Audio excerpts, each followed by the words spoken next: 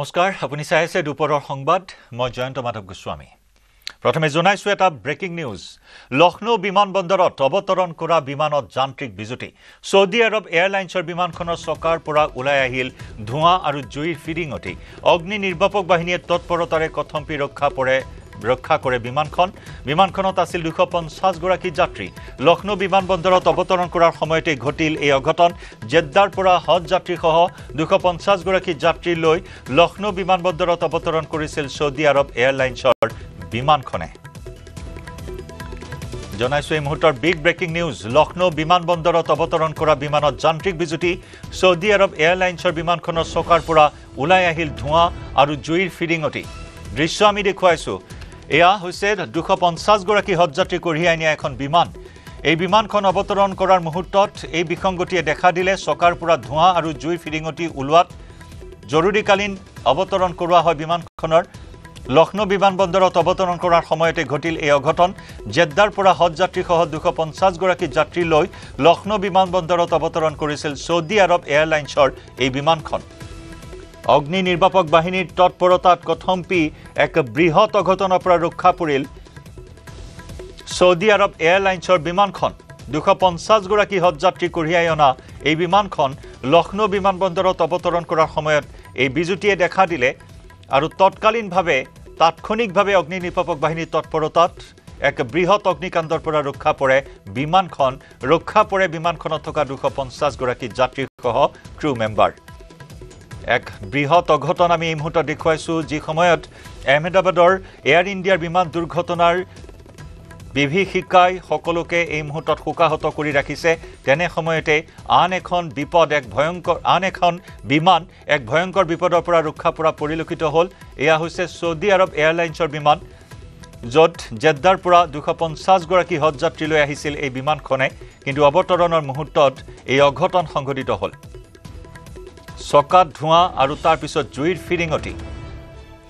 লগে লগে অগ্নি নিৰ্বাপক বাহিনীৰ তৎপৰতাত জুই নিৰ্বাপন কৰা হয় এক বৃহৎ অঘটনৰ পৰা ৰক্ষা পৰে কথম্পি ৰক্ষা পৰিল 250 গৰাকীকৈ যাত্ৰীৰ প্ৰাণ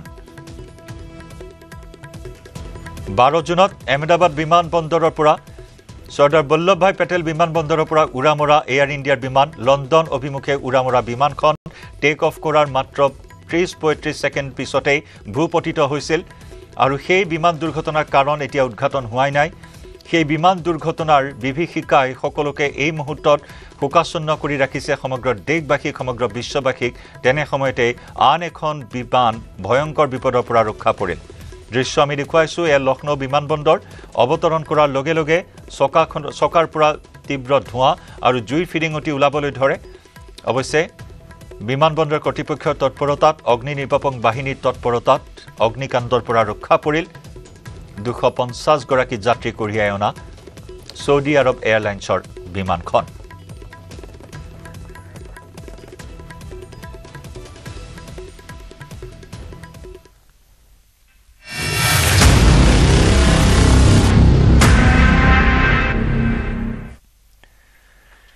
শিৱসাগৰৰ ভটিয়াপাৰৰ ONGCৰ RDS 147 নম্বৰ ৰিগত আজি পঞ্চমটো দিনতো অহৰহ গেছ নিৰ্গমন অব্যাহত আছে ব্ৰুমিং কৰি গেছ নিৰ্গমন বন্ধ কৰিবলৈ চেষ্টা চলাই পুনৰ ব্যৰ্থ হৈছে ONGC দ্বিতীয়বাৰ গেছ নিৰ্গমন বন্ধ কৰাত বিফল হোৱাত শংকিত হৈ পৰিছে অঞ্চলবাসী সমীপতে থকা দিখৌনৈৰ পৰা গেছ নিৰ্গমন হোৱা ঠাইত অহৰহ পানী মাৰি বিপদৰ পৰা হাত সাৰি আছে ONGC কৰ্তৃপক্ষই ONGCয়ে গেছ নিৰ্গমন ৰোধৰ ক্ষেত্ৰত গাফিলতি কৰা ৰিকটো লিজত লৈ থোৱা SK পেট্ৰক ৰক্ষণাবেক্ষণ দিয়াৰ অভিযোগ তুলি আজি তীব্ৰ প্ৰতিবাদ সাব্যস্ত কৰে অসমীয়া যুৱ মঞ্চৰ জয়সাগৰ আঞ্চলিক সমিতিয়ে ONGC হাই গেছ নিৰ্গমন বন্ধ কৰিব নোৱাৰা ONGC গো বেক SK পেট্ৰ স্বত্বাধিকাৰী গ্ৰেপ্তাৰ কৰক আদি শ্লোগান দি পৰিৱেশ উত্তাল কৰি তোলে ইয়াৰ পূৰ্বে নিশা শিৱসাগৰ সদৰ থানা ঠিকাদাৰী প্ৰতিষ্ঠানটোৰ বিৰুদ্ধে এজাহাৰ দাখিল কৰে অসমীয়া যুৱ মঞ্চই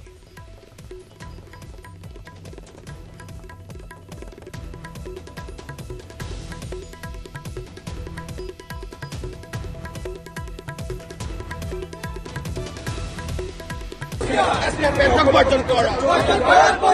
SK পেট্ৰক বৰ্জন কৰা SK পেট্ৰল বৰ্জন কৰ এছকে পেট্ৰল বৰ্জন কৰিব লাগিবই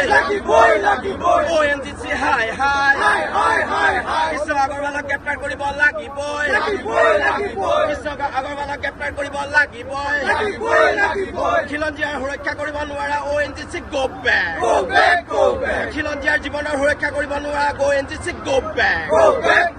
ONGC হাই ONGC হাই ONGC go back খিলঞ্জীয়াৰ স্বাৰ্থ সুৰক্ষা কৰিব নোৱাৰা ONGC go back খিলঞ্জীয়াৰ জীৱনৰ নিৰাপত্তা দিব নোৱাৰা ONGC go back এছকে পেট্ৰল বৰ্জন কৰ এছকে পেট্ৰল বৰ্জন কৰ এছকে পেট্ৰল বৰ্জন কৰ এছকে পেট্ৰল বৰ্জন কৰিব লাগে শিৱসাগৰৰ ভটিয়াৰপাৰত অৱস্থিত ONGCৰ RDS 147 নম্বৰৰ ৰিকটোত আজি পঞ্চম দিনটোতো অহৰহ গেছ নিগমন হৈ আছে মই সেই দৃশ্য দেখুৱাব বিচাৰিছোঁ আছে ONGCয়ে যদিও তেওঁলোকে ন্যায় নাপা চেষ্টা অব্যাহত ৰাখিছে বুলি ধৰধৰকৈ আহিছে কিন্তু ONGC চূড়ান্তভাৱে ব্যৰ্থ হৈছে এই পৰ্যন্ত কেইবাটাও গ্ৰুমিং তথা ৱেল কিলিং কৰা হ'ল কিন্তু তাৰ পিছতো ONGCয়ে গেছ নিগমন ৰোধ কৰিবলৈ সক্ষম হোৱা নাই বন্ধ কৰিবলৈ সক্ষম হোৱা নাই যাৰ বাবে প্ৰতিবাদ মুখৰ হৈ পৰিছে এই অঞ্চলটো মই দেখাইছোঁ ইয়াত অসমীয়া যুৱ মঞ্চ ইয়াত প্ৰতিবাদী কাৰ্যসূচী বৰ্তমান ৰূপায়ণ কৰিছে ONGCৰ বিৰুদ্ধে ONGCৰ এই ব্যৰ্থতাৰ বিৰুদ্ধে প্ৰতিবাদী কাৰ্যসূচী ৰূপায়ণ কৰিছে মই দেখুৱাইছোঁ যে ইতিমধ্যে এই ৰিকটো লিজত যি লৈ আছিলে এছকে পেট্ৰল বিভাগে এজাহাৰো দাখিল কৰিছে আৰু এজাহাৰ দাখিল কৰি এছকে পেট্ৰল নামৰ যিটো প্ৰতিষ্ঠানে লিজত লৈছিলে সেই তাৰ স্বত্বাধিকাৰীক গ্ৰেপ্তাৰৰ দাবী জনাইছে মই ভাষ্য ল'ম অতিকৈ দুৰ্ভাগ্যজনক এটা বিষয় আজি 4টা দিন উকলি গ'ল ইয়াৰ পাছতো ONGC আচলতে এই গেছ নিৰ্বাপনৰ বিষয়টো বন্ধ কৰিব পৰা নাই অতিকৈ পৰিতাপৰ বিষয় আমি দীৰ্ঘদিনৰ পৰা দাবী কৰি আহিছোঁ যে ONGCয়ে কেৱল অসমৰ পৰা ধন সংগ্ৰহ বা এনেধৰণৰ কাম কাজতে আচলতে ব্যস্ত হৈ থাকে তাৰ পাছত আচলতে অসমীয়া মানুহৰ জীৱনৰ নিৰাপত্তা দিয়াৰ ক্ষেত্ৰত সাংঘাতিক ৰূপে ব্যৰ্থ হৈছে ইতিমধ্যে আমি অসমীয়া যুৱ মঞ্চৰ বিতৰ্কিত যিজন ঠিকাদাৰ বা বিতৰ্কিত যিজন আচলতে প্ৰতিষ্ঠান যিটো প্ৰতিষ্ঠানৰ লগত ONGCয়ে দীৰ্ঘদিনৰ পৰা এটা মিতিৰালি কৰি থকাৰ অভিযোগ উত্থাপন হৈছে জীৱনৰ নিৰাপত্তাৰ কথা নাভাবি অসমীয়া মানুহৰ নিৰাপত্তাৰ কথা নাভাবি এই বিতৰ্কিত ঠিকাদাৰজনে বা এই বিতৰ্কিত প্ৰতিষ্ঠানটোৱে কেৱল মানুহৰ জীৱনক লৈ হেতালি খেলি আহিছে আমি পূৰ্বতেও এই অভিযোগ উত্থাপন কৰি আহিছোঁ ইতিমধ্যে আমি চূড়ান্ত সময়সীমা বান্ধি শিৱসাগৰ জিলা প্ৰশাসনৰ এখন এজাহাৰ দাখিল কৰিছোঁ ইয়াৰ পাছতো শিৱসাগৰ জিলা প্ৰশাসন বা অসম চৰকাৰে যদি এই বিতৰ্কিত ব্যক্তিজনৰ ওপৰত যদি ব্যৱস্থা গ্ৰহণ নকৰে ONGCৰ লগত গোপন মিতিৰালি থকা এই ব্যক্তিজনৰ এই প্ৰতিষ্ঠানটোৰ ওপৰত যদি ব্লেকলিষ্টেড কৰাৰ দৰে ব্যৱস্থা গ্ৰহণ নকৰে আমি অসমীয়া যুৱ মঞ্চ এই ৰাইজৰ লগত আমি ৰাজপথলৈ ওলাই আহিবলৈ বাধ্য হ'ম আৰু এই ক্ষেত্ৰত উদ্ভৱ হ'বলগীয়া যিকোনো অনাকাংক্ষিত পৰিৱেশ পৰিস্থিতিৰ কাৰণে আমি অসমীয়া যুৱ মঞ্চ যে কোনো কাৰণতে দায়ী নহয় এই কথা আপোনালোকৰ জৰিয়তে আজি স্পষ্ট কৰি দিছোঁ এনেধৰণেই আচলতে বৰ্তমান তীব্ৰ ক্ষোভ প্ৰকাশ কৰিছে অসমীয়া যুৱ মঞ্চৰ বিষয়ববীয়া তথা কৰ্মীসকলে মই দেখুৱাইছোঁ এইটো যিটো ৰিক ONGCৰ এইটো RDS 147 যিটো ৰিক সেই ৰিকটোত অহৰহ গেছ নিগমন হৈ আছে আৰু এই স্থানৰ পৰা তাৰ পিছলৈ আচলতে আগলৈ যাবলৈ দিয়া হোৱা নাই ইয়াত বৰ্তমান এই স্থানতে অৱস্থান কৰি অসমীয়া যুৱ মঞ্চৰ বিষয়ববীয়াসকলে প্ৰতিবাদী কাৰ্যসূচী ৰূপায়ণ কৰিছে তেওঁলোকৰ এটাই দাবী যে যিটো প্ৰতিষ্ঠান এছকে পেট্ৰল নামৰ যিটো প্ৰতিষ্ঠানে এই ৰিকটো লিজত লৈছিলে সেই প্ৰতিষ্ঠানটোৰো চূড়ান্ত গাফিলতিৰ বাবে আচলতে এনেধৰণৰ পৰিস্থিতি হোৱা বুলি তেওঁলোকে অভিযোগ আনিছে আৰু ইয়াৰ এটা উচিত তদন্ত বিচাৰি আজি পুনৰ ইয়াত অৱস্থান কৰিছে অসমীয়া যুৱ মঞ্চৰ বিষয়ববীয়াসকলে ইতিমধ্যে তেওঁলোকে এজাহাৰ দাখিল কৰিছে শিৱসাগৰ সদৰ থানাত অনাগত সময়ত লক্ষণীয় হ'ব ইয়াৰ তদন্ত কি ধৰণে আগবঢ়াই নিব আৰক্ষী প্ৰশাসনে আৰু এনেদৰে উত্তেজনা এই মুহূৰ্তত বৃদ্ধি পোৱা পৰিলক্ষিত হৈছে এনেদৰে দল সংগঠন সৰব হৈছে প্ৰতিবাদ সাব্যস্ত কৰিছে ONGC গো বেক ধ্বনিৰে কপাই তুলিছে আকাশ বতাহ যোৱা 5 দিন ধৰি অপৰিৱৰ্তিত হৈ আছে পৰিস্থিতি গেছ নিৰ্গমন ৰোধৰ কোনো নামেই লোৱা নাই বাৰে বাৰে ব্যৰ্থ হৈছে ONGC কৰ্তৃপক্ষ ব্ৰুমিং প্ৰক্ৰিয়াৰেও গেছৰ নিৰ্গমন ৰোধ কৰিব নোৱাৰাত এতিয়া জীৱন সম্পত্তিৰ নিৰাপত্তাহীনতাত ভুগি ৰাইজে এতিয়া হাহাকাৰ কৰিবলগীয়া হৈছে অতীত সাংবাদিক প্ৰদীপ গগৈৰ সৈতে আমি আকৌ এবাৰ সংযুক্ত হৈছো পোনপটীয়া সম্প্ৰচাৰত প্ৰদীপ ইতিমধ্যে দল সংগঠনৰ প্ৰতিবাদ বিভিন্ন অভিযোগ এজাহাৰ দাখিল কৰা হৈছে কিন্তু তৎসত্ত্বেও কিন্তু কোনো তৎপৰতা এই মুহূৰ্তত বিশেষভাৱে সফল হ'বলৈ সক্ষম হোৱা নাই ONGC কৰ্তৃপক্ষ গেছৰ নিৰ্গমন ৰোধ কৰাত হয় জয়ন্ত কিছু সময় পূৰ্বে আমি দেখিবলৈ পালো যে গেছৰ কোলা গেছ পূৰ্বতে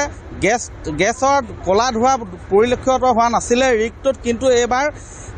কলা গেছ নিৰ্গত হোৱা পৰিলক্ষিত হৈছে আৰু লগতে তাৰ লগত ক্ৰুড অইল ওলোৱা বুলি সন্দেহ কৰা হৈছে যিটো অতি ভয়ংকৰ কথা যিকোনো মুহূৰ্ততে তেনেহ'লে অগ্নিকাণ্ডৰ সূত্ৰপাত হ'ব পাৰে যাক লৈ বৰ্তমান স্থানীয় ৰাইজ আচলতে অধিক শংকিত হৈ পৰিছে আৰু এইখিনিতে আৰু এটা আমি ব্ৰেকিং দিব বিচাৰিছোঁ যে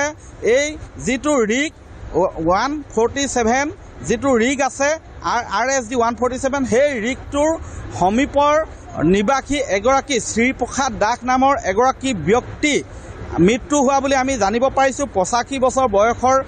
এগৰাকী বৃদ্ধা মৃত্যু হোৱা বুলি জানিব পাৰিছোঁ কি কাৰণত মৃত্যু তেখেতৰ হৈছে এতিয়ালৈকে নিশ্চিত কৰা নাই যদিও যি ধৰণৰ বিকট শব্দ প্ৰচণ্ড শব্দ হৈ আছে সেই শব্দৰ ফলত আচলতে হাৰ্ট এটেক হৈ মৃত্যু হৈছে নেকি তাক লৈ বৰ্তমান প্ৰশ্ন উত্থাপন হৈছে আৰু এই সন্দৰ্ভত অধিক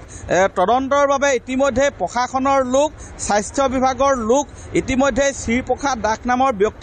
ব্যক্তিগৰাকীৰ ঘৰলৈ ৰাওনা হোৱা বুলি আমি এটা দল ৰাওনা হোৱা বুলি আমি জানিব পাৰিছোঁ বৰ্তমান ইয়াত স্থানীয় ৰাইজ আছে যিসকলে দেখিছে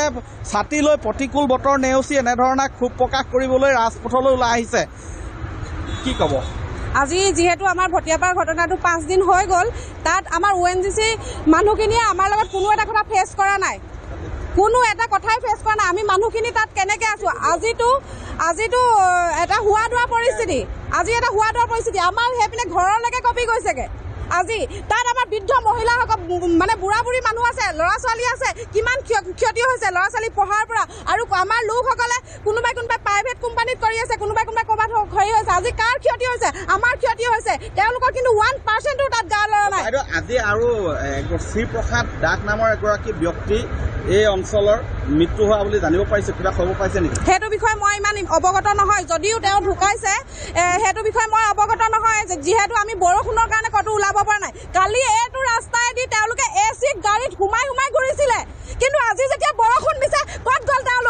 তেওঁলোকৰ গাড়ী এখন এইপিনেদি কিয় অহা নাই আমাৰ মানুহখিনি অকল এইটো তুলিলে নহ'ব আমাৰ মানুহখিনি তলতো তোলাক যায় আমাৰ মানুহখিনি সেই ৰাস্তাটো পাৰ কৰি কেনেকৈ আহিছে তেওঁলোকে কিয় গাত লোৱা নাই তেওঁলোকে আমাৰ জীৱনৰ লগত কিয় খেলি আছে কি ক'ব আইতা পুৱাই এই বয়সত ওলাই আহিছে কি কৈছোঁ আৰু ভাইটি খাট মোৰ সীমাতে খাট হেৰি কৰিলে আমাক একো অকল খোৱাটো দিলে নহ'ব নহয় কোন চনত হাত বহিছিলে ক'ব চবেই হৈছে বুঢ়া বুঢ়ী মানুহ গৰু ছাগলী হাঁহ পাৰ মেকুৰী পৰ্যন্ত মৰিছে বোপাই আমি আমাৰ আজি যিটো পৰিৱেশ হৈছিলে আমি এইপিনে আহোঁতে আমি মানে এনেকুৱা এটা হেৰি হৈছে আমাৰ ভৰি এদিন কপি গৈছে আমাৰ একদম ধোঁৱা বলি একদম কোলা হৈ গৈছে আমাৰ এনেকুৱা এটা দুৰ্দশা হৈছে আমাৰ ৰাইজসকলৰ আমাৰ ভটিয়াপাৰ বাৰীচুকৰ ৰাইজৰ আমাৰ মানে এনেকুৱা খাওঁতে আহোঁতে ইমানেই অশান্তি হৈছে আমাক মানে থাকিব পৰা নাই ঘৰত থাকিব পৰা নাই আমি মথাৰিত থাকোঁ লোকৰ ঘৰে ঘূৰি ফুৰিছোঁ শিবিৰত থকা হৈছে আমাক ইমান অশান্তি কৰিছে আমাৰ ইমান ক্ষতিপূৰণ হৈছে আজি মানুহৰ খেতি পথাৰৰ দিন আজি খেতিটো নহ'লে আমি বছৰ চালে কেনেকৈ খাম ভাত আমাৰ আজি ল'ৰা ছোৱালী পঢ়া কিমান নষ্ট হৈছে তেওঁলোকে অন্ততঃ আমাক সকাহ এটা দিব লাগে আমাক এটা কথা ক'ব লাগে যে আপোনালোকে চিন্তা নকৰিব আমি লাহে লাহে কামখিনি কৰি আছোঁ আপোনালোকে চিন্তা নকৰিব আমাক কিয় ওলাই আহি তেওঁলোকে কথা এষাৰ নকয় ONGCৰ ঊৰ্ধ্বতম কৰ্তৃপক্ষই এতিয়ালৈকে তেওঁলোকৰ লগত ভালদৰে আলোচনা নকৰা বুলি ক্ষোভ প্ৰকাশ কৰিছে তেওঁলোকক আচলতে আশ্বাস দিবহি লাগিছিলে যে তেওঁলোকে কেতিয়ালৈ এই ৰিকটোৰ তেওঁলোকৰ নিয়ন্ত্ৰণলৈ আনিব বা গেছ নিৰ্গমন বন্ধ কৰিব পাৰিব তাৰ এটা আশ্বাস তেওঁলোকক দিব লাগিছিলে কিন্তু ঊৰ্ধ্বতম কৰ্তৃপক্ষই এই মুহূৰ্তত নাকত তেল দি শুই আছে কিন্তু এইসকল ৰাইজৰ কাষলৈ অহা নাই যাৰ বাবে তেওঁলোক অধিক ক্ষোভিত হৈ পৰিছে অন্যহাতে আজি ইয়াত বতৰ কিছু বেয়া পুৱাৰে পৰা বৰষুণ দি আছে এনেধৰণে একাংশ ONGC কৰ্মচাৰী অভিযন্তাই নিষ্ঠাৰে তাত কাম কৰি আছে আমি সেই কথা নুই কৰিব নোৱাৰো কিন্তু যি ধৰণৰ প্ৰযুক্তি ব্যৱহাৰ কৰি ইয়াত এই গেছ নিগমন ৰোধ কৰিব লাগিছিলে তেনে ধৰণৰ প্ৰযুক্তি ব্যৱহাৰ নকৰাৰ অভিযোগ উঠিছে আৰু ইয়াৰ উপৰিও যিটো ৰিক এই ৰিকটো SK পেট্ৰ লিমিটেড নামৰ এটা প্ৰতিষ্ঠানক 3 বছৰৰ বাবে লিজত দিছিলে সেই যিগৰাকীয়ে লিজত লৈছিলে সেইগৰাকী ব্যক্তিও আজি এই পৰ্যন্ত 5 দিন হ'ল কিন্তু ইয়াত দেখা কৰিবলৈ নাহিলে যিটো প্ৰতিষ্ঠানে লিজত লৈছিলে সেই প্ৰতিষ্ঠানটোৰ বিৰুদ্ধে স্বত্বাধিকাৰ বিৰুদ্ধে পূৰ্বতে তেল চুৰিৰো অভিযোগ আছে গতিকে এনেকুৱা ধৰণৰ ব্যক্তিক কিয় ৰিকটো দিছিলে লিজত সেই প্ৰশ্ন উত্থাপন কৰিছে এই ৰিকটো যেতিয়া SK পেট্ৰ লিমিটেডে লৈছিলে তাৰ পিছত কিনেধৰণে পৰিচালনা কৰিছিলে তেওঁলোকে BOP পৰীক্ষা কৰিছিলে নে নাই নিয়মিতভাৱে সেই সকলোবিলাক এটা উচ্চ পৰ্যায়ৰ তদন্তৰ দাবী জনাইছে ৰাইজে আৰু ইয়াত যিসকল এই ধৰণৰ কাৰোবাৰ যদি গাফিলতিৰ বাবে এই কাণ্ড সংঘটিত হ'ল তেনেহ'লে তেওঁলোকৰ বিৰুদ্ধে কঠোৰতকৈ কঠোৰ পদক্ষেপ শাস্তিমূলক ব্যৱস্থা গ্ৰহণৰ দাবী জনাইছে ৰাইজে আৰু এইসকল যিসকলে আজি কেইবাদিন ধৰি আচলতে অতি উদ্বিগ্ন হৈ চিন্তাৰে এনেধৰণে থাকিব লগা হৈছে তেওঁলোকৰ ভৱিষ্যতৰ ওপৰত এক অবৰ্ণনীয় এক অনিশ্চিত পৰিস্থিতিৰ মাজত তেওঁলোকে থাকিবলগীয়া হৈছে কিন্তু এতিয়ালৈকে ONGC কৰ্তৃপক্ষই সফল হ'ব পৰা নাই ONGC বিৰুদ্ধে হেমাহি গাফিলতিৰ অভিযোগেৰে ৰাইজ এই মুহূৰ্তত সৰব হৈ আছে প্ৰদীপ আমি পৰৱৰ্তী সময়ত পুনৰ সংযুক্ত হ'ম ধন্যবাদ জনাইছো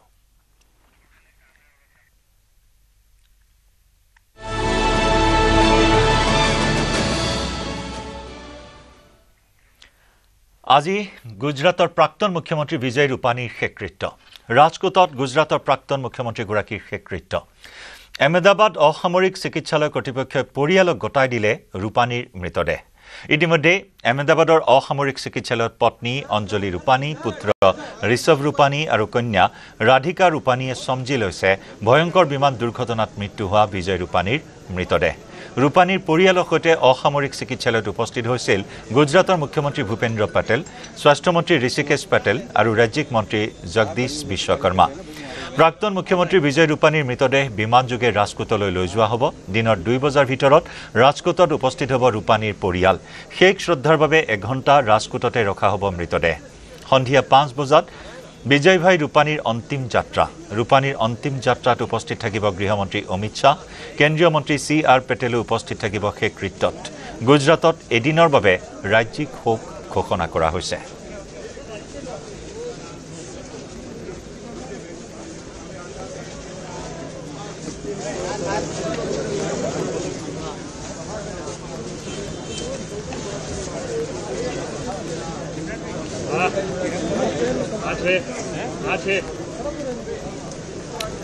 DNA পৰীক্ষাৰ অন্তত বিজয় ৰূপানীৰ মৃতদেহ চিনাক্ত কৰা হয়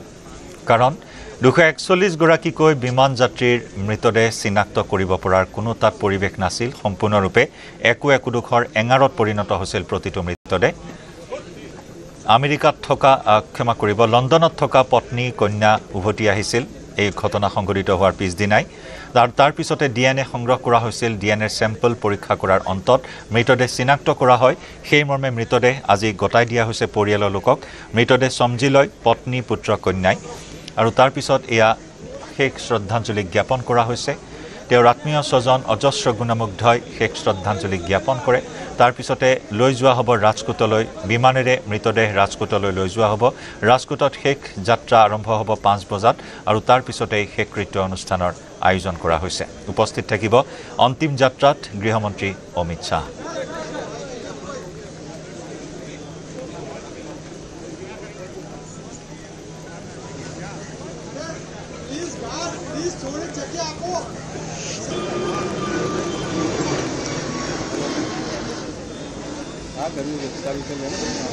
পত্নী অঞ্জলি ৰূপানী স্বামীৰ নশ্বৰ দেহত শেষ শ্ৰদ্ধাঞ্জলি জ্ঞাপন কৰিছে বিগত 6 মাহ ধৰি লণ্ডনত আছিল পত্নী অঞ্জলি বেন পত্নীক আনিবৰ বাবে যোৱা 12 জুনত এয়াৰ ইণ্ডিয়াৰ অভিশপ্ত বিমানখনত ৰাওনা হৈছিল বিজয় ৰূপানী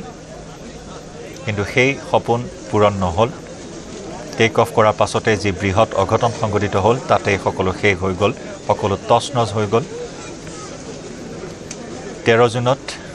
আহমেদাবাদত উপস্থিত হয় পত্নী অঞ্জলি ৰূপানী কন্যা উভতি আহে লণ্ডনৰ পৰা বৰ্তমান শোকত ভাগি পৰিছে পৰিয়াল আত্মীয় স্বজন তেওঁৰ গুণমুগ্ধ এয়া শেষ বিদায় জনোৱা হৈছে বিজয় ৰূপানীৰ নশ্বদেহত শেষ শ্ৰদ্ধাঞ্জলি জ্ঞাপন কৰি পত্নীয়ে শেষ বিদায় জনাইছে কন্যা পুত্ৰই শেষ বিদায় জনাইছে গুণমুগ্ধই শ্ৰদ্ধাঞ্জলি জ্ঞাপন কৰিছে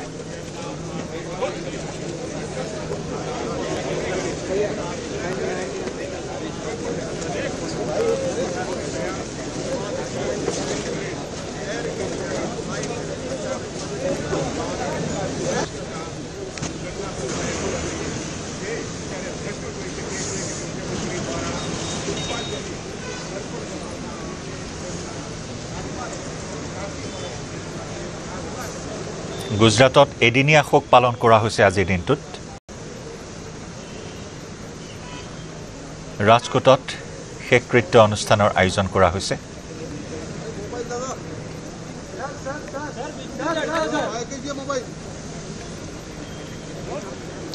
আৰু ইফালে আহমেদাবাদৰ ভয়ংকৰ দুৰ্ঘটনাত মৃত্যু হোৱা 80 গৰাকী লোকৰ এই পৰ্যন্ত পৰিয়ালৰ লোকৰ সৈতে ডিএনএৰ সাদৃশ্য পোৱা হৈছে ডিএনএ মিল পোৱা 33টা মৃতদেহ ইতিমধ্যে গটাই দিয়া হৈছে ভুক্তভোগী পৰিয়ালক দুৰ্ঘটনাগ্ৰস্ত বিমানখনৰ দ্বিতীয়টো ব্লেক বক্স উদ্ধাৰ কৰিছে তদন্তকাৰী বিষয়াই এয়াৰ ইণ্ডিয়াৰ অভিশপ্ত বিমানখনৰ ককপিটৰ ভইচ ৰেকৰ্ডাৰো উদ্ধাৰ কৰা হৈছে ককপিট ভইচ ৰেকৰ্ডাৰ আৰু ব্লেক বক্স উদ্ধাৰে তদন্তকাৰী সংস্থাৰ তদন্তত দিব নতুন গতি শীঘ্ৰেই দুৰ্ঘটনাৰ প্ৰকৃত কাৰণ পোহৰলৈ অহাৰ সম্ভাৱনা পূৰ্বে উদ্ধাৰ হৈছিল বিমানখনৰ ফ্লাইট ডাটা ৰেকৰ্ডাৰ দুৰ্ঘটনাটো তদন্ত কৰিবলৈ আহমেদাবাদত উপস্থিত হৈছে আন্তঃৰাষ্ট্ৰীয় তদন্তকাৰী সংস্থাও শিহৰণকাৰী দুৰ্ঘটনাটোত প্ৰাণ হেৰুৱাইছিল মুঠ 270 গৰাকী লোকে মৃতসকলৰ ভিতৰত 241 গৰাকী আছিল বিমান যাত্ৰী আৰু ক্ৰু বাকি 29 গৰাকী লোক আছিল বিজে মেডিকেল কলেজ হোষ্টেলৰ 5 MBBS চিকিৎসক ছাত্ৰকে ধৰি মুঠ 29 জন লোক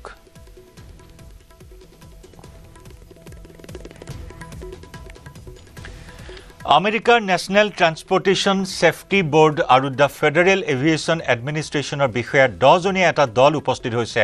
আহমেদাবাদৰ বিমান দুৰ্ঘটনাস্থলীত দলটোৱে সূক্ষ্মভাৱে পৰীক্ষা কৰিছে মেঘানী নগৰৰ দুৰ্ঘটনাস্থলী ইউকেৰ এটা বিশেষজ্ঞৰ দলো ঘটনাস্থলীত উপস্থিত হৈ পৰীক্ষা কৰে দুৰ্ঘটনাস্থলী বিশেষজ্ঞৰ দলে সংগ্ৰহ কৰে ফ্লাইট ডাটা ৰেকৰ্ডাৰ ককপিটৰ voice recorder BJ medical college হাস্পতালৰ হোষ্টেল আৰু আহমেদাবাদ বিমানবন্দৰৰ CCTV ফুটেজ তথা আৰিয়ান নামৰ যুৱকজনে ৰেকৰ্ড কৰা ভিডিঅ' ফুটেজ এইসমূহ সংগ্ৰহ কৰি তদন্তকাৰীয়ে দুৰ্ঘটনাৰ প্ৰকৃত কাৰণ উদ্ঘাটন কৰিবলৈ চেষ্টা কৰিছে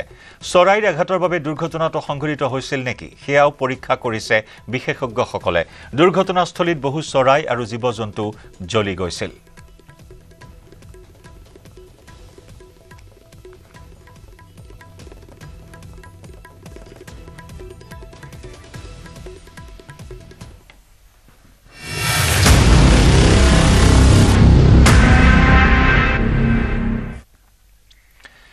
গোৱালপাৰাৰ হাছিলা বিলৰ প্ৰশাসনৰ বৃহৎ উচ্ছেদ অভিযান হাছিলা বিলৰ 1564 বিঘা ভূমিৰ অবৈধ দখল উচ্ছেদ কৰাৰ লক্ষ্য লৈছে প্ৰশাসনে অবৈধভাৱে বসবাস কৰা 667টা পৰিয়ালৰ ঘৰ উচ্ছেদ কৰিছে প্ৰশাসনে পুৱা 5 বজাৰ পৰাই আৰক্ষী নিৰাপত্তাৰক্ষীয়ে সুসজ্জিত হৈ জিলা প্ৰশাসনে 20খন এক্সিভিটৰ লগাই এফালৰ পৰা ভাঙি গৈছে ঘৰ বিলটোত বসবাস কৰা একাংশ লোকে জাননী পোৱাৰ পিছতে নিজেই ঘৰ খালী কৰি গৈছে যদিও বৰ্তমানে অধিকাংশ লোকে দখল কৰি আছে পুৱাৰে পৰা চলোৱা উচ্ছেদ অভিযানত ঘৰৰ লগতে 5খন বিদ্যালয় আৰু কেইবাটা মছজিদো ধ্বংস কৰা হৈছে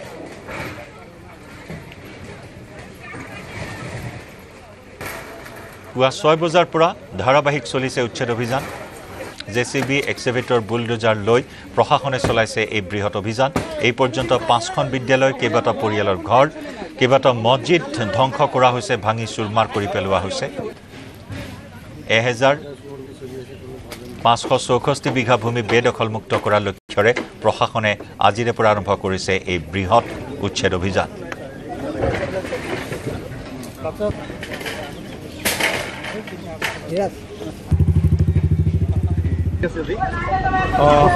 আপোনালোকে দেখা পাইছে যে আমাৰ গোৱালপাৰা চহৰৰ ভিতৰতে হাছিলা বিল নামৰ এইটো অঞ্চলত প্ৰায় 1555 বিঘা মাটি আছে দুটা দাগত এইটো একচুৱেলি এটা জলাশয় আৰু আমি 2023 আৰু 2024 আমি 2 বছৰতে আমি ইয়াত যিখিনি অবৈধ বেদখলকাৰী আছিল তেখেতসকলক আমি জাননী জাৰি কৰিছিলোঁ যে এই বেদখল তেখেতসকলে নিজে নিজে এৰি যাব লাগে এই তেখেতসকলে যেহেতু এৰি যোৱা নাই এইবেলি আকৌ আমি তেওঁলোকক জাননী জাৰি কৰিছিলোঁ আৰু প্ৰায় 20-25% মানুহে ইতিমধ্যে পৰহিৰ পৰা নিজে নিজে ইয়াৰ পৰা ওলাই গৈছে আজি ৰাতিপুৱাৰ পৰা আমি ইয়াতে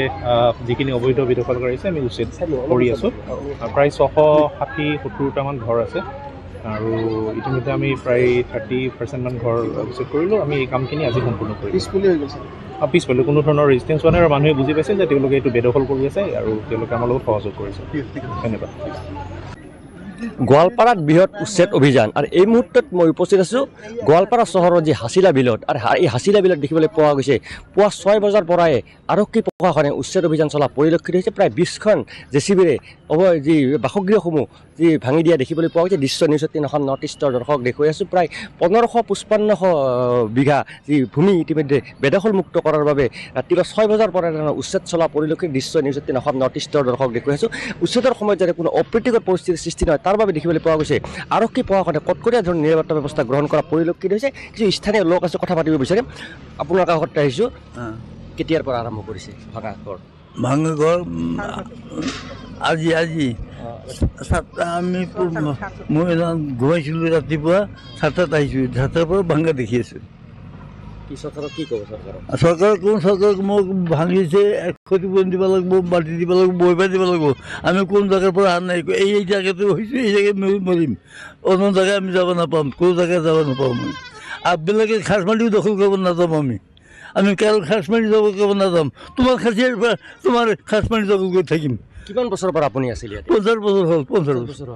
চৰকাৰে বহুত সুবিধা দিছিল বিদ্যালয় আছে সব দিছে বিজুলী বাতি দিছে বিদ্যালয় দিছে আপোনাৰ পানী দিছে ঘৰ দিছে কি দিয়া নাই চৰকাৰে আমাক সব দিছে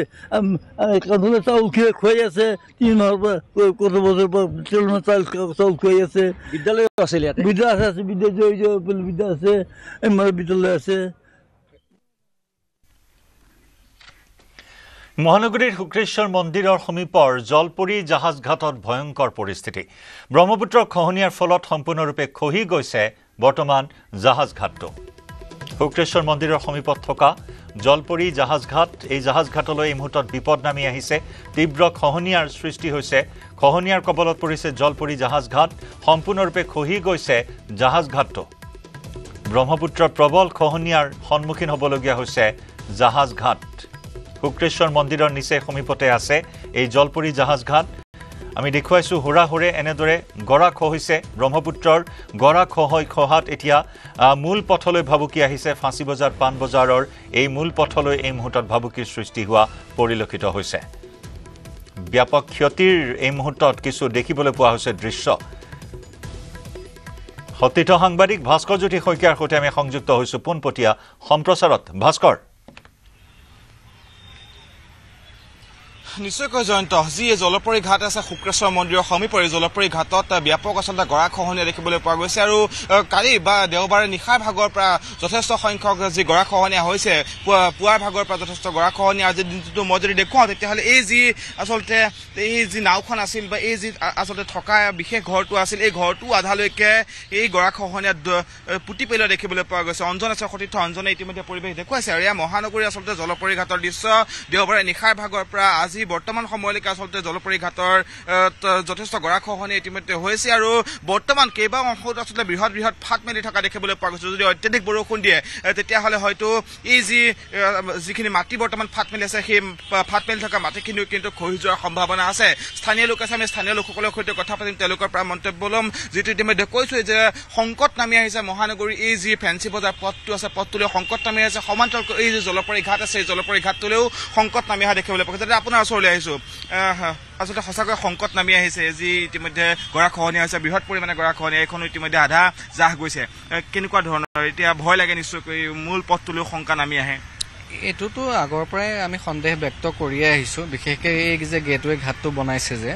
এই বনোৱাৰ পৰা কথাটো কি হ'ল, আমাৰ এইখিনিতহে মাত্ৰ 1 কিলোমিটাৰ বহল, গুৱাহাটীতহে ব্ৰহ্মপুত্ৰখন। এতিয়া উজনিৰ পানীখিনি যেতিয়া গুচি আহিলে তেতিয়া ইয়াত এতিয়া এবাৰ ৰিভাৰ্চ মাৰিছে। আমাৰ এখেতক চৰকাৰী অফিচাৰো এখেতসকলেও আছে, যোৱা 1 মাহমানৰ আগতো মানে পানীটো বেক মাৰি পেলাই হেৰি কৰিছে, আৰু এইটো এই কনচিকুৱেঞ্চ ইয়াৰ ফলতে হৈছে বুলি আমি অনুমান কৰিছোঁ। আৰু খুব সোনকালতে যদি ইয়াৰ বিহিত ব্যৱস্থা নকৰে হয়তো ফেঞ্চি বজাৰৰ কাৰণেও এইটো মানে এটা থ্ৰেট হৈ যাব পাৰে, গুৱাহাটীৰ কাৰণেও আহিব পাৰে। দাদা আপোনাৰ ওচৰলৈ আহিছোঁ, বিভাগীয় কৰ্তৃপক্ষ বুলি আমি গম পাইছোঁ, কেনেকুৱা ধৰণৰ ব্যৱস্থা আপোনালোকে কেনেকুৱা কৰিছে যিটো আধা এইখন জাহ গৈছে? ব্যৱস্থা মানে ইয়াৰ আচল কাৰণটো হৈছে কি, আপোনাৰ এই যেতিয়ালৈকে আমাৰ টাৰ্মিনেলটো কমপ্লিট হোৱা নাছিল তেতিয়ালৈকে ঠিকে আছিল। যোৱা বছৰ যেতিয়া মানে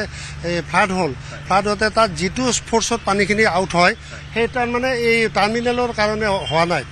তাতে পাক লৈ পেলাই লগে লগে ইপিনে মানে ৰিভাৰ্চ কৰি দিয়াৰ বিনিময়ত মানে আজি এনেকুৱা ঘটনাবিলাক ঘটি আছে। আজি ৰাতিপুৱা আমাৰ এতিয়া বৰ্তমান ইয়াৰ পৰা 12 মিটাৰ গ'ল, যোৱাকালি 4টা বজাৰ পৰা 12 মিটাৰ আঁতৰত সম্পূৰ্ণ মানে বালি আছিলে। গতিকে যোৱাকালি 4 বজাৰ পৰা আজি এতিয়ালৈকে 12 মিটাৰ আমাৰ কমপ্লিট গৈছে। তাৰমানে মই এইটো বহলটো 12 মিটাৰ আৰু লেংথটোতো আপুনি তাৰ পৰা ডাইৰেক্ট ধৰিব পাৰি 200 মিটাৰ হ'ব আমাৰ সেই পন্টুনখনলৈকে। এতিয়া 200 মিটাৰত বেছি গৈ আছে এতিয়া গৈ আছে। গতিকে এইটো আমাৰ টাৰ্মিনেলৰ পৰা হৈছে, আৰু ব্ৰহ্মপুত্ৰক একচুৱেলি অতিপাত যেতিয়া ভেটা দিয়া যাব তেতিয়া কিছুমান মানে ভগৱন্তই কিছুমান বস্তু দেখাই দিব, আৰু তাক ক'ব লগা একো নাই। এতিয়া হৈছে কি, আপোনালোকৰ জৰিয়তে আমি এটাই বিভাগীয় কৰ্তৃপক্ষক জনাওঁ যে শুক্লেশ্বৰ মন্দিৰটো ৰক্ষা কৰক, নহ'লে শুক্লেশ্বৰ মন্দিৰৰো ভৱিষ্যত নাই বুলি মানে অনুমান কৰা গৈছে। আৰু এতিয়া আপোনালোকৰ ফালৰ পৰা বিভাগীয় কৰ্তৃপক্ষৰ ফালৰ পৰা কেনেকুৱা ধৰণৰ ব্যৱস্থা? বিভাগীয় কৰ্তৃপক্ষৰ ফালৰ পৰা আহিছে, কিন্তু আমাৰ কথা হ'ল কি, চাওক এতিয়া যিটো এতিয়া ফ্লটিং আছিলে পানী আহিলে মানে আমাৰ নামি গ'ল হয়, কিন্তু গৰাখহনীয়াৰ বাবে এইখন এটা এক্সিডেণ্ট হৈছে। এইটো আমাৰ ফালৰ পৰা এটা যিহেতু বান নিয়ন্ত্ৰণ এটা বিভাগ আছে বা তেখেতসকলে এতিয়া আহি পেলাই বিশেষকৈ গুৱাহাটীৰ প্ৰতি লক্ষ্য ৰাখি বা পাণবজাৰ মেডিকেলৰ খনৰ প্ৰতি লক্ষ্য ৰাখি তেখেতসকলে কি প্ৰজেক্ট ইয়াতে লয় সেইটো তেখেতসকলৰ ওপৰতে ডিপেণ্ড কৰিব। আমি পানীৰ মানুহ, গতিকে আমি সদায় পানীতে জীৱন কটাব। ইংলেণ্ড ৱাটাৰ ট্ৰেন্সপৰ্টৰ মই কৰ্মচাৰী হয়, গতিকে আমি সদায় ৰাতিপুৱাৰ পৰা ৰাতি 8টা 9টালৈকে, আৰু কিছুমানটো 24 ঘণ্টা আমাৰ মানুহ কৰ্ম কৰি থাকে। গতিকে তেনেস্থলত আমি হৈছোঁ পানীৰ মানুহ। গতিকে এতিয়া এইটো ছেফটিটো ছাইডৰ ছেফটিটোৰ কাৰণে একচুৱেলি আমাৰ বিভাগৰ ফালৰ পৰা একো কৰিব লগা নাথাকে। এইটো হৈছে আপোনাৰ যিটো বান নিয়ন্ত্ৰণ থাকিব তেখেতসকলে কৰিব লাগে। নিশ্চয়কৈ ধন্যবাদ জ্ঞাপন কৰিছোঁ। মই যদি বৰ্তমানৰ পৰিস্থিতি যদি দেখুৱাওঁ, সতীৰ্থ অঞ্জন আছে, অঞ্জনে দেখুৱাব বৰ্তমান সময়তে আচলতে বৃহৎ ফাট মেলি আছে। এয়া মই দেখুৱাইছোঁ, আচলতে বৃহৎ ফাট মেলি আছে। যদি কোনোবা কাৰণত কিছু সময় পিছতে বৰষুণ দিয়ে, নতুবা এই যি পানী বা ব্ৰহ্মপুত্ৰৰ পানী যদি উচ্চতা পুনৰ বৃদ্ধি পায় তেতিয়াহ'লে কিন্তু এইখিনি ঠাইও বৰ্তমান সময়ত খহি যোৱাৰ পূৰ্ণ সম্ভাৱনা আছে। ইতিমধ্যে তেওঁ ব্যক্ত কৰিছে যে প্ৰায় 12 মিটাৰতকৈ অধিক ব্যাসাৰ্ধত আচলতে এই যি মাটি খহি গৈছে, আৰু সম্পূৰ্ণৰূপে যি এইখন নাও আছিল এই নাওখন কিন্তু জাহ যোৱা পৰিলক্ষিত হৈছে। আৰু প্ৰায় 200 মিটাৰ দৈৰ্ঘ্যৰ আচলতে এই যি জলপৰী ঘাট, এই জলপৰী ঘাটটো কিন্তু বৰ্তমান সময়ত দেখা পোৱা গৈছে। সংকট আহিছে জলপৰী ঘাটটোলৈ সমান্তৰালকৈ যি এই মূল পথটো আছে, ফেঞ্চি বজাৰ মূল পথটো আছে, মূল পথটোলৈ সংকট অহা দেখিবলৈ পোৱা গৈছে। অঞ্জনে পৰিৱেশসমূহ দেখুৱাই আছে। মই যদি আগুৱাই যাওঁ তেতিয়াহ'লে আমি পৰিৱেশসমূহ দেখুৱাই যাবলৈ যত্ন কৰিম। এয়া বৰ্তমান সময়তো মাটি হুৰা খহি থকা দেখিবলৈ পোৱা গৈছে। এদিনৰ ভিতৰত প্ৰায় 12 পৰা 15 মিটাৰকৈ মাটি ইতিমধ্যে খহি গৈছে। ইয়াতো আচলতে বৃহৎ ফাট মেলিছে। এইখিনি যিহেতু ফাট মেলিছে, খন্তেক সময়ৰ পিছতে হয়তো এইখিনি ঠাইও ব্ৰহ্মপুত্ৰৰ বুকুত আচলতে জাহ যাব পাৰে, বিলীন হৈ যাব পাৰে। কিন্তু বৰ্তমান সময়ত আমি যদি কথা কওঁ তেতিয়াহ'লে কোনো ধৰণৰ বান নিয়ন্ত্ৰণৰ ক্ষেত্ৰত বা এই যে মাটিখিনি গৰাখহনীয়া হৈ আছে, গৰাখহনীয়াৰ ক্ষেত্ৰত কিন্তু প্ৰশাসনে বা কোনো ধৰণৰ বিভাগীয় কৰ্তৃপক্ষ কোনো ব্যৱস্থা কৰা দেখিবলৈ পোৱা নাই। বৰ্তমান সময়ত এই ঠাইখিনিত জলপৰী ঘাটটোত কোনো ধৰণৰ প্ৰশাসনে এজনো ব্যক্তি উপস্থিত নাই। কেৱল মাত্ৰ IWT ব্যক্তিজন উপস্থিত আছে, তেওঁ পৰিদৰ্শনহে কৰিছে গোটেই বিষয়টো, কিন্তু তেওঁ কোনো ধৰণৰ ব্যৱস্থা গ্ৰহণ কৰিব পৰা নাই, যিহেতু বিভাগীয় কৰ্তৃপক্ষ উপস্থিত নাই। মই পুনৰবাৰ দেখুৱাইছোঁ এইখিনি পৰিৱেশ বা এইখিনি ঠাই মই পুনৰবাৰ দেখুৱাইছোঁ। যি এইখন নাও তেওঁলোকে ইয়াত ৰাখিছিল, IWT ফালৰ পৰা যিখন নাও ৰাখিছিল সেইখন নাও আচলতে আধা ডুব যোৱা পৰিলক্ষিত হৈছে। সেই নাওখন আধা জাহ গৈছে, আৰু এনেদৰে আচলতে বৰ্তমান সময়তো ফাটি আছে। মাটি ফাটি থকা দেখিবলৈ পোৱা গৈছে পুনৰবাৰ আচলতে খহি যাবৰ পৰা সম্ভাৱনা আছে মই পুনৰবাৰ সেই যিগৰাকী ব্যক্তি আছে আমি সেইগৰাকী ব্যক্তিৰ সৈতে কথা পাতিবলৈ যত্ন কৰিম তেওঁৰ পৰা পুনৰবাৰ মন্তব্য ল'বলৈ যত্ন কৰিম জয়ন্ত ইতিমধ্যে কৈছোৱে দাদা আপোনাৰ ওচৰলৈ আহিছোঁ যিহেতু সংকট নামি আহিছে আপোনালোকৰ এই যি এই ঘাটটোলৈ সংকট নামি আহিছে সময়টোকে মাটি খহি যোৱাৰ ফলত যথেষ্ট দুৰ্ঘটনাৰ সংঘটিত হ'ব পাৰে কোনো কাৰণ কিয় ইয়াতে মানুহবিলাকেতো কোনো একো হেৰি নাইতো এতিয়া টুৰিষ্টবিলাক আহি আছে কোনো টুৰিষ্টৰ কোন মুহূৰ্তত কি হ'ব কোনো সিহঁতেতো নাজানে একো নাজানে খালি ইৰিশ্যনহে চাবহে আহিছে মানুহখিনি ইয়াতে ঘপকৈ খহি গ'লে এই ইয়াতে এই অকণমান আগত এতিয়া ইমানটো খহি গৈছে এটা এই তাতে এটা বিৰাট ডাঙৰ চাপৰি এটা খহি গৈছে মানুহ এতিয়া নাজানে না বস্তুখিনি ইয়াত আমি এতিয়া আমি বেৰিকেড দি কিনে বাজি থৈছোঁ কিন্তু তথাপিও কিছুমানে পাৰ হৈ আহিছে এখেতসকলে এতিয়া পাৰ হৈ আহিছে ফটো মাৰিবৰ কাৰণে পুলিচ প্ৰশাসনৰ লোক ইয়াত উপস্থিত কোনো অহা নাই ইয়াতে খবৰ দিছে তেওঁলোকক জনাইছে না আমি ডিপাৰ্টমেণ্টকে জনাইছোঁ IWD অফিচাৰ গম পাইছে সিহঁতে তেখেতসকলে জানি হেৰি কৰি আছে মানুহখিনি ইয়াত আহি আছে IWDৰ মানুহখিনি ইয়াত আহিছে গতিকে আমি প্ৰশাসনক আমি হেৰি কৰিব নোৱাৰিম বস্তুটো কেনেকুৱা ব্যৱস্থা আপোনালোকে নাও চলাচলৰ ক্ষেত্ৰত কেনেকুৱা ব্যৱস্থা কৰিছে বৰ্তমান খহিয়ে আছে আপোনালোকে নাও ৰখাবলৈ বা যাত্ৰী উঠিবলৈ ব্যৱস্থা নাইকিয়া হ'ব পাৰে কিন্তু কিছু সময় পিছতে হৈ যাব পাৰে ভাস্কৰ আমি এই মুহূৰ্তত ধন্যবাদ জনাইছোঁ আপোনাক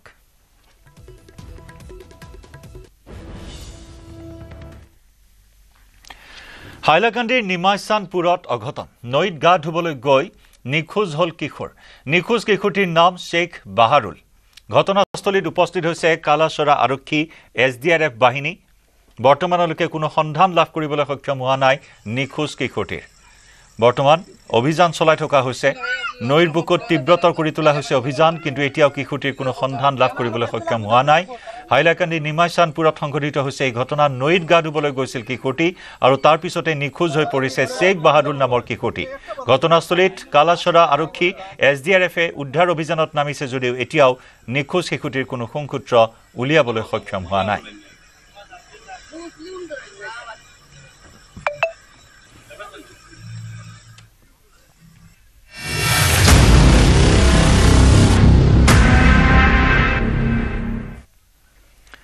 ক্ৰমাগত 4 নিশা ইৰাণ ইজৰাইলৰ পাৰস্পৰিক আক্ৰমণ চলি আছে দেওবাৰে নিশাও দুই দেশৰ পাৰস্পৰিক ক্ষেপণাস্ত্ৰ আক্ৰমণ ইৰাণৰ ফৰ্ডো পাৰমাণৱিক প্ৰকল্পৰ সমীপত 4টাকৈ বিস্ফোৰণৰ ঘটনা সংঘটিত হৈছে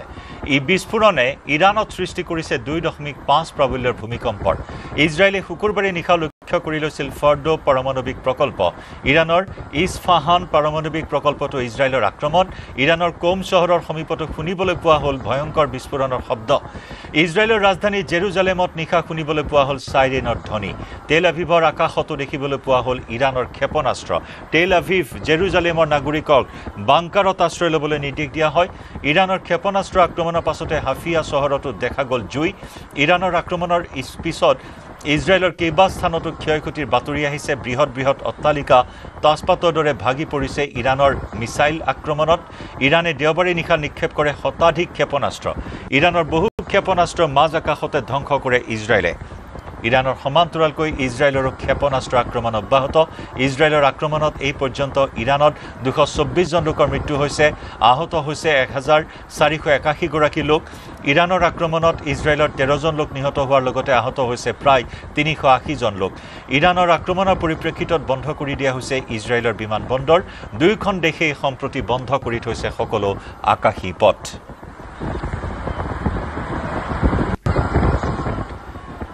আৰু এই এখন পূৰ্ণাংগ যুদ্ধৰ ৰূপ লোৱাৰ এক পৰিৱেশ এই মুহূৰ্তত ইৰাণ আৰু ইজৰাইলৰ সংঘাতে আৰু তেনে সময়তে চৰ্চা হৈছে কেতবোৰ বিষয় যে লক্ষ্যত উপনীত হ'ল নেকি ইজৰাইলে আক্ৰমণ সম্পূৰ্ণ কৰিলে ইৰাণৰ 3টাকৈ পাৰমাণৱিক প্ৰকল্পত ইৰাণৰ নাতাঞ্জ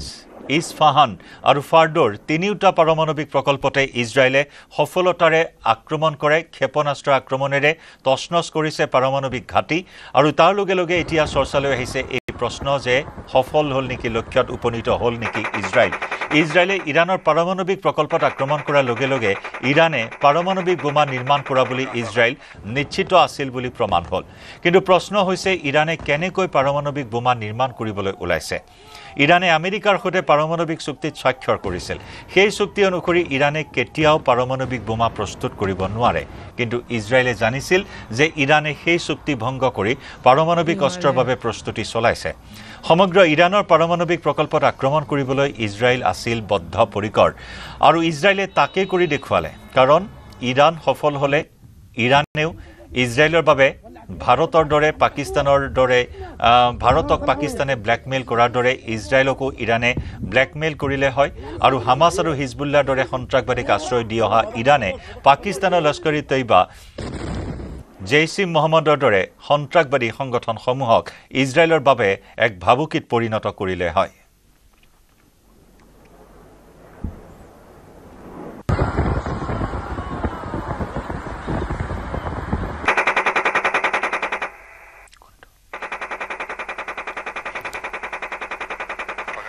ইৰাণৰ পাৰমাণৱিক প্ৰকল্পত ইজৰাইলে ধাৰাবাহিক আক্ৰমণ কৰাৰ সমান্তৰালকৈ পাকিস্তানৰ পাৰমাণৱিক প্ৰকল্পটো আক্ৰমণ কৰাৰ ভাবুকি দিছিল ইজৰাইলে ইজৰাইলৰ ভাবুকিৰ পাছত উভতি ধৰিছে পাকিস্তানেও এইবাৰ পাকিস্তানে ইজৰাইলক পাৰমাণৱিক আক্ৰমণৰ ভাবুকি দিছে ইজৰাইলে ইৰাণক পাৰমাণৱিক বোমাৰে আক্ৰমণ কৰিলে পাকিস্তানেও ইজৰাইলক পাৰমাণৱিক বোমাৰে আক্ৰমণ কৰিব বুলি প্ৰকাশ কৰিলে ইছলামাবাদে ইৰাণৰ ৰাষ্ট্ৰীয় নিৰাপত্তা পৰিষদৰ সদস্য মহচিন ৰেইছিয়ে এটা টেলিভিছন সাক্ষাৎকাৰৰ জৰিয়তে ইছলামাবাদৰ ভাষ্য ৰাজহুৱা কৰে পাকিস্তানৰ এই পাৰমাণৱিক বোমাৰ আক্ৰমণৰ ভাবুকিক ইজৰাইলে কেনেদৰে গ্ৰহণ কৰে সেয়াও অতি শীঘ্ৰেই পোহৰলৈ আহিব এতিয়া পাৰমাণৱিক আক্ৰমণৰ ভাবুকি এখন দেশে আনখন দেশক পাৰমাণৱিক আক্ৰমণৰ ভাবুকি প্ৰদান কৰিছে এইবাৰ পাকিস্তানে ইজৰাইলক পাৰমাণৱিক আক্ৰমণৰ ভাবুকি প্ৰদান কৰা পৰিলক্ষিত হৈছে কাৰণ ইজৰাইলে পাকিস্তানৰো পাৰমাণৱিক ঘাটি ধ্বংস কৰাৰ সকিয়নি প্ৰদান কৰিছিল তাৰ পিছতে ইজৰাইলৰ এই ভাবুকিৰ পাছত উভতি ধৰিছে পাকিস্তানে ইজৰাইলক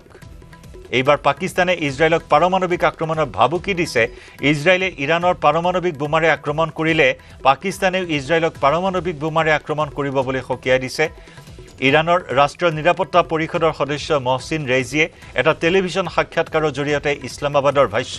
ৰাজহুৱা কৰিছে পাকিস্তানৰ এই পাৰমাণৱিক বোমাৰ আক্ৰমণৰ ভাবুকিক ইজৰাইলে কেনেদৰে গ্ৰহণ কৰে সেয়াও অতি শীঘ্ৰেই পোহৰলৈ আহিব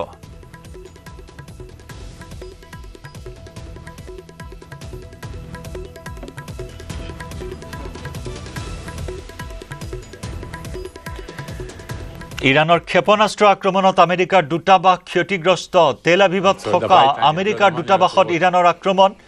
আজি দিনটোৰ বাবে বন্ধ থাকিব তেল আভিভত আমেৰিকাৰ দূতাবাস মাৰ্কিন ৰাষ্ট্ৰপতি ডোনাল্ড ট্ৰাম্পৰ ৰঙা চকুকো কেৰেপ কৰা নাই ইৰাণে বাৰে বাৰে ট্ৰাম্পে সকিয়াই দিছে আমেৰিকাৰ যাতে কোনো ঘাটিত ইৰাণে আক্ৰমণ নকৰে তাৰ পিছতো ইৰাণ থমকি ৰোৱা নাই ইৰাণে এটাৰ পিছত আনটো আক্ৰমণ চলাইছে বৃহৎ আক্ৰমণ এইবাৰ আমেৰিকাৰ দূতাবাস ক্ষতিগ্ৰস্ত কৰিছে ইৰাণৰ ক্ষেপণাস্ত্ৰই তেল আভিভত থকা আমেৰিকাৰ দূতাবাসত ইৰাণৰ ভয়ংকৰ আক্ৰমণ আৰু যাৰ বাবে আজিৰ দিনটোৰ বাবে বন্ধ থাকিব তেল আভিভৰ আমেৰিকাৰ দূতাবাস এই আমেৰিকাৰ দূতাবাস ধ্বংস কৰাৰ দৃশ্য ইজৰাইলৰ তেল আভিভত থকা আমেৰিকাৰ দূতাবাসত আক্ৰমণ কৰিছে ইৰাণে মাৰ্কিন ৰাষ্ট্ৰপতি ডোনাল্ড ট্ৰাম্পে বাৰে বাৰে সকিয়াই আহিছে ইৰাণক যদিহে আমেৰিকাৰ কোনো লক্ষ্যবস্তুত আক্ৰমণ কৰে আমেৰিকাৰ ঘাটিত ইৰাণে আক্ৰমণ কৰে তেতিয়াহ'লে ইৰাণক তছনছ কৰি পেলোৱা হ'ব মাৰ্কিন ৰাষ্ট্ৰপতিৰ ৰঙা চকু দেখুৱাৰ পিছতো যেন থমকি ৰোৱা নাই ইৰাণ ইজৰাইলৰ বিৰুদ্ধে এই বৃহৎ আক্ৰমণ চলাইছে ইজৰাইলৰ তেল আভিভত থকা এয়া মাৰ্কিন দূতাবাসত আক্ৰমণ অৱশ্যে আক্ৰমণৰ পিছত কোনো লোক হতাহত হৈছে নেকি সেয়া জানিব পৰা হোৱা নাই এই আক্ৰমণৰ বাবে আজিৰ দিনটোত দূতাবাস বন্ধ ৰখাৰ কথা ঘোষণা কৰা হৈছে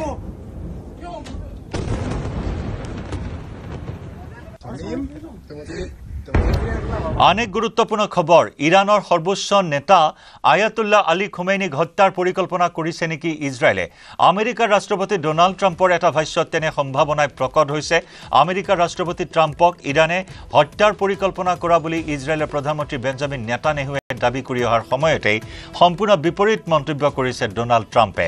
ইজৰাইলে আয়াতুল্লাহ আলী খোমেইনিক হত্যাৰ পৰিকল্পনা কৰা বুলি দাবী কৰাৰ লগতে মিত্ৰ দেশ ইজৰাইলৰ সেই পৰিকল্পনা ট্ৰাম্পে বাতিল কৰা বুলি দাবী কৰিছে অৱশ্যে আমেৰিকাৰ ৰাষ্ট্ৰপতিগৰাকী আনুষ্ঠানিকভাৱে এই কথা প্ৰকাশ কৰা নাই উল্লেখযোগ্য যে ইৰাণ ইজৰাইলৰ মাজত যুদ্ধ চলি থকাৰে পৰা জেৰুজালেম আৰু ৱাশ্বিংটনৰ প্ৰত্যক্ষ যোগাযোগত আছে বিপৰীতে ইৰাণৰ সৈতে আমেৰিকাৰ পোনপটীয়া যোগাযোগ হোৱা নাই বুলি হোৱাইট হাউছে প্ৰকাশ কৰিছে ট্ৰাম্পৰ দাবীৰ বিপৰীতে ইজৰাইলে কোনো ৰাজনৈতিক নেতাক আক্ৰমণ নকৰি বুলি প্ৰকাশ কৰিছে ইজৰাইলৰ দাবী দেশখনে কেৱল ইৰাণৰ পাৰমাণৱিক প্ৰকল্পসমূহকহে আক্ৰমণৰ লক্ষ্য কৰি লৈছে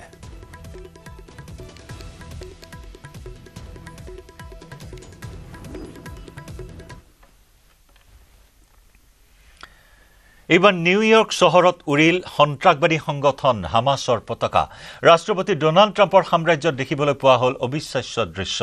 যেন পাকিস্তানৰ পৰা নিউয়ৰ্কলৈ চলিছে সন্ত্ৰাসবাদীৰ মুক্ত দৌৰ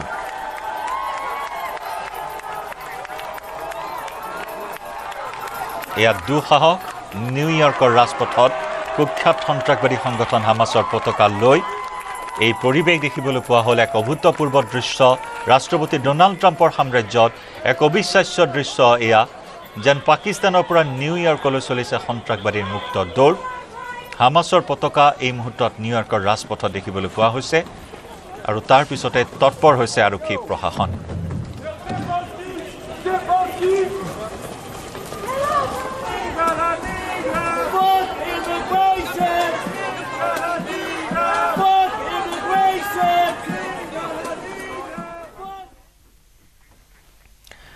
নিশা কৰ্তব্যৰত যান-বাহন আৰক্ষীক প্ৰহাৰ উদণ্ড দম্পতীৰ শিলপুখুৰীৰ SBI সন্মুখত সংঘটিত হৈছে এই ঘটনা স্কুটিৰ সৈতে খুন্দা লাগিছিল এখন বিলাসী বাহনৰ দুৰ্ঘটনাৰ পিছতে সেই স্থানত উপস্থিত হৈছিল যান-বাহন আৰক্ষী নিশা প্ৰায় 10 মান বজাত সংঘটিত হোৱা দুৰ্ঘটনাৰ বাবে ট্ৰেফিক আৰক্ষীয়ে হস্তক্ষেপ কৰিছিল বিষয়টোত কিন্তু বিলাসী বাহনত অহা দম্পতীয়ে বাহনখন যান-বাহন আৰক্ষীক আক্ৰমণ কৰে মহিলাগৰাকীয়ে নিজকে ভিভিআইপিৰ আত্মীয় বুলি পৰিচয় দিছিল মহিলাগৰাকীয়ে ঘটনাৰ পিছতে আৰক্ষীক আক্ৰমণ কৰা দম্পতীক আটক কৰে চানমাৰী আৰক্ষীয়ে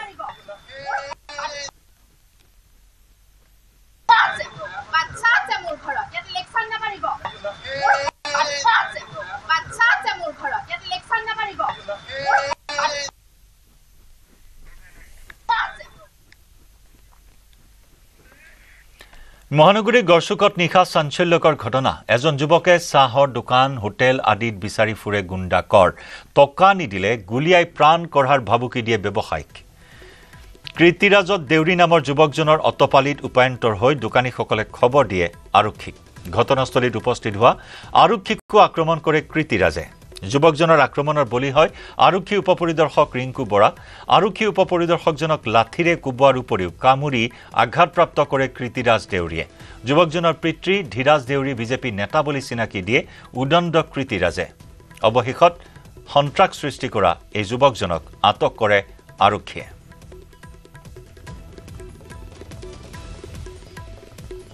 এগৰাকী যুৱকৰ কথা কোৱা হৈছে তেওঁৰ নাম হৈছে কৃতিৰাজ দেউৰী ঘৰ বৰপেটাৰ মিলন নগৰত দেউতাকে বিজেপিৰ এজন মেম্বাৰ বুলি ইয়াতে তেওঁ পৰিচয় দিছিলে আৰু তেওঁৰ দেউতাকক লৈ কিছু গৌৰৱ কৰাই হওক বা উদ্ভণ্ডলি কৰা দেখিবলৈ পোৱা গৈছিলে বিজেপি মেম্বাৰৰ ল'ৰা হোৱাৰ বাবে এনেধৰণৰ উৎপাত কৰা বুলি তেওঁ কৈছে আৰু নিশা সুৰাৰ ৰাগীত মাতাল হৈ থকাৰ কথা উল্লেখ কৰিছিলে এই গোটেইখিনি কথা খবৰ অহাৰ পূৰ্বে সন্ধিয়াৰ ভাগৰে পৰা গড়চুক অঞ্চলত এই যুৱকজনে ঘূৰি আছিলে সন্ধিয়াৰ ভাগত এখন ৱাইন শ্বপত গৈ ৱাইন শ্বপত আঙুলি টুৱাই কৈছিলে যে মদ দে সেনেকুৱা ধৰণৰ কথাও কিন্তু এতিয়া পোহৰলৈকে আহিছে গোবিন্দ দাসে প্ৰথম পৰ্যায়ত গড়চুক আৰক্ষীয়ে এজাহাৰ ৰুজু কৰিছে সমান্তৰালভাৱে SI গৰাকীক যেটো আক্ৰমণ কৰিছে ৰিংকুমণি বৰাও গোচৰ ৰুজু কৰিছে গড়চুক আৰক্ষী থানাত এক প্ৰকাৰ 27 নম্বৰ ৰাষ্ট্ৰীয় ঘাইপথত এতিয়া উদণ্ড যুৱকে ট্ৰাক চলাইছে নিশা এই ট্ৰাকৰ ফলত অকল সাধাৰণ জনতাই নহয় আৰক্ষীও আক্ৰমণৰ বলি হ'ব লগা হৈছে পূৰ্বে ৰাজধানী চহৰ গুৱাহাটী মহানগৰীৰ বিভিন্ন স্থানত এনে ধৰণৰ ঘটনাসমূহ সংঘটিত হৈছিলে যে মহানগৰীৰ মাজমজিয়াত উদণ্ড যুৱক যুৱতীয়ে তাণ্ডৱ চলায় এইবাৰ 27 নম্বৰ ৰাষ্ট্ৰীয় ঘাইপথৰ গড়চুকত কৃতিৰাজ দেউৰী নামৰ যিগৰাকী মণিপুৰত থকা নেশ্যনেল স্পৰ্টছ ইউনিভাৰ্চিটিৰ এগৰাকী ছাত্ৰ হয় সেই ছাত্ৰগৰাকীয়ে গুৱাহাটী মহানগৰীলৈকে আহি এনেধৰণে এক প্ৰকাৰ উদ্ভণ্ডলি কৰিছিলে আৰু যি উদ্ভণ্ডলিৰ ফলত এগৰাকী দোকানী আঘাতপ্ৰাপ্ত হোৱাৰ লগতে এগৰাকী SI বিষয়াও কিন্তু আঘাতপ্ৰাপ্ত হ'ব লগা হৈছে আৰু ভিতৰ ভাগত এতিয়াও কৃতিৰাজ দেউৰীক সোধপোছৰ বাবে আটক কৰি ৰাখি থৈছে যিহেতু গোবিন্দ দাসে গোচৰ ৰুজু কৰিছে SI গৰাকীয়ে কিছু সময় পিছতে গোচৰ ৰুজু কৰিব যিহেতু কৰ্তব্যত থকা সময়তে আক্ৰমণ কৰিছিলে সেয়েহে গোচৰ ৰুজু কৰাৰ পিছত তেওঁ গ্ৰেপ্তাৰ কৰি হয়তো জেল হাজতলৈকে প্ৰেৰণ কৰিব তেখেতে কিন্তু পিতৃৰ কথা বাৰম্বাৰ উল্লেখ কৰিছিলে নিশা যেতিয়া আৰক্ষীৰ লগত সোধপোছ হৈছিলে বা নিশা আৰক্ষীয়ে যেতিয়া সুধিছিলে তেওঁ কৈছিলে যে পিতৃ বিজেপিৰ মেম্বাৰ হয় যি কৰ কৰি ল'বি এনে ধৰণৰ মন্তব্য দিয়া দেখিবলৈ পোৱা গৈছিলে নিশা গোলাঘাট থানাৰ সন্মুখৰ পৌৰসভাৰ বজাৰ চৌহদত এক উত্তপ্ত পৰিস্থিতি এগৰাকী যুৱতীক আক্ৰমণ একাংশ যুৱতী মহিলাৰ চৰ গোৰ ঘুচাৰে চাৰিওফালৰ পৰা আক্ৰমণ কৰাত অচেতন হৈ ঢলি পৰিল যুৱতীগৰাকী পাছত ঘটনাস্থলীত আৰক্ষী উপস্থিত হৈ পৰিস্থিতি নিয়ন্ত্ৰণ কৰি আঘাতপ্ৰাপ্ত যুৱতীগৰাকীক উদ্ধাৰ কৰে জানিব পৰা মতে এটা পথ দুৰ্ঘটনা কেন্দ্ৰ কৰি এই পৰিস্থিতিৰ উদ্ভৱ হয় নিশা গোলাঘাটত অভিযোগ অনুসৰি দুৰ্ঘটনা সংঘটিত কৰা অংকুৰজ্যোতি দাস নামৰ এজন যুৱকক প্ৰথমে দুগৰাকী যুৱতী আক্ৰমণ কৰিছিল আৰু তাৰ পাছত অংকুৰজ্যোতি দাসৰ পৰিয়ালৰ একাংশ যুৱতী মহিলাই আক্ৰমণ কৰিলে যুৱকক আক্ৰমণ কৰা এগৰাকী যুৱতীক এই ঘটনাক লৈ তীব্ৰ চাঞ্চল্যৰ সৃষ্টি হয় গোলাঘাটত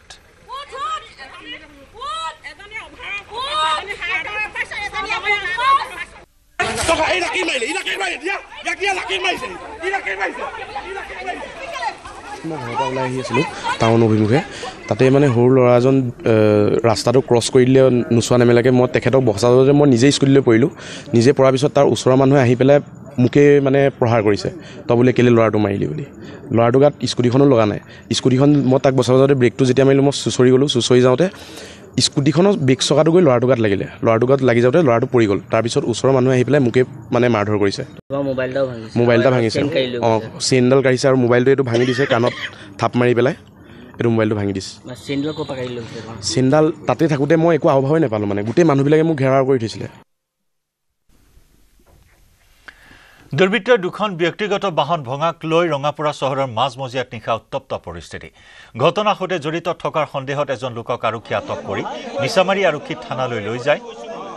একাংশ বিহাৰী সম্প্ৰদায়ৰ লোকে অসমীয়া জাতিক লৈ বিতৰ্কিত মন্তব্য কৰাত দিনৰে পৰা স্থানীয় অসমীয়া যুৱ সমাজৰ মাজত তীব্ৰ ক্ষোভৰ সৃষ্টি হৈছিল তেনে সময়তে কোনো দুৰ্বৃত্তই এখন থাৰ বাহন আৰু এখন বাহনত শিলগুটি নিক্ষেপ কৰি ক্ষতি সাধন কৰাত অধিক উত্তপ্ত হৈ উঠে পৰিস্থিতি অসমীয়া জাতিক লৈ বিতৰ্কিত মন্তব্য আৰু দুখনকৈ গাড়ী ক্ষতি সাধন কৰাৰ পাছতে পৰিস্থিতি উত্তেজনাপূৰ্ণ হৈ উঠে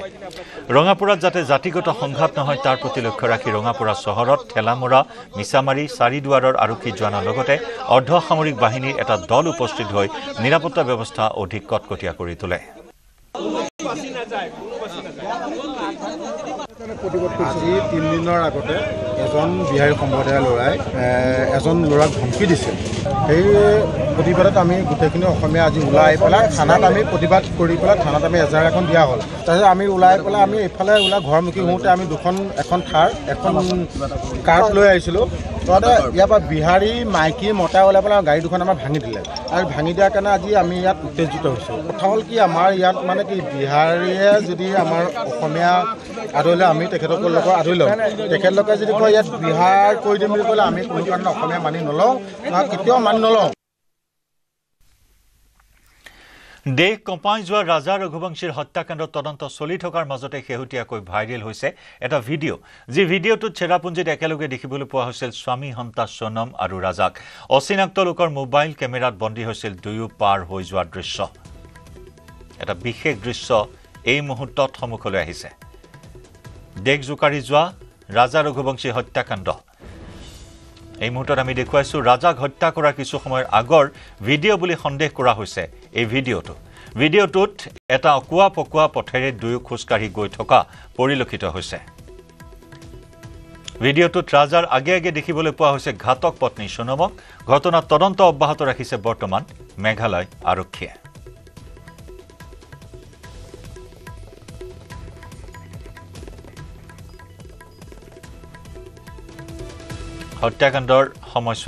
হত্যাকাণ্ডৰ মৃতদেহ উদ্ধাৰ হোৱাৰ সময়ছোৱাত এটা বগা চাৰ্ট উদ্ধাৰ কৰা হৈছিল যেটো সোণম ৰঘুবংশীৰ বুলি কোৱা হৈছিল আৰু সেই উদ্ধাৰ হোৱা চাৰ্টেও মেঘালয় আৰক্ষীক বহুখিনি অগ্ৰগতি প্ৰদান কৰিছিল দা উদ্ধাৰ কৰা হৈছিল আৰু এনেদৰে সেই হত্যাকাণ্ডস্থলীলৈ লৈ যোৱা হৈছিল